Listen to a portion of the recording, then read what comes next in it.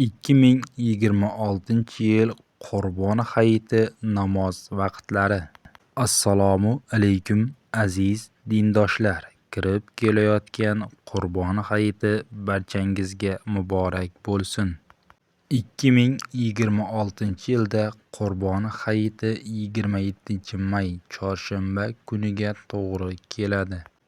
Shu kuni O'zbekiston bo'yicha hayit namozi barcha jome masjidlarida quyidagi vaqtlarda quyosh chiqqanidan 15-20 daqiqa o'tgach o'qiladi.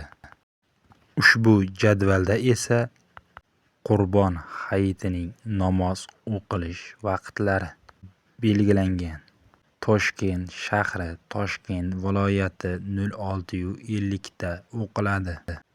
Namangan, Farg'ona, Andijon viloyatlarida esa 06:40 da o'qiladi. Samarqand, Jizzax viloyatlarida esa 07:00 da o'qiladi.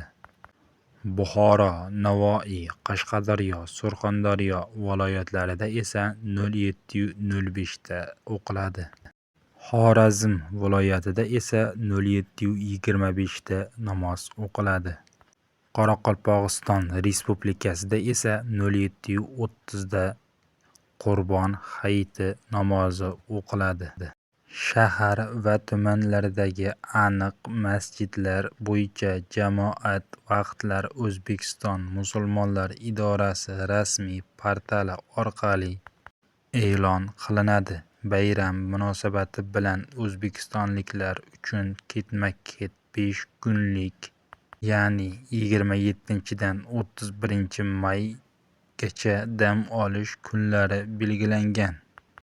Aziz dindoshlar, videomiz sizlarga foydali bo'lgan bo'lsa, kanalimizga obuna bo'lib, videomizga like tugmachasini bosib qo'yishni unutmang. Bizdan uzoqlashmang. Xayr, salomat bo'ling. E'tiboringiz uchun rahmat.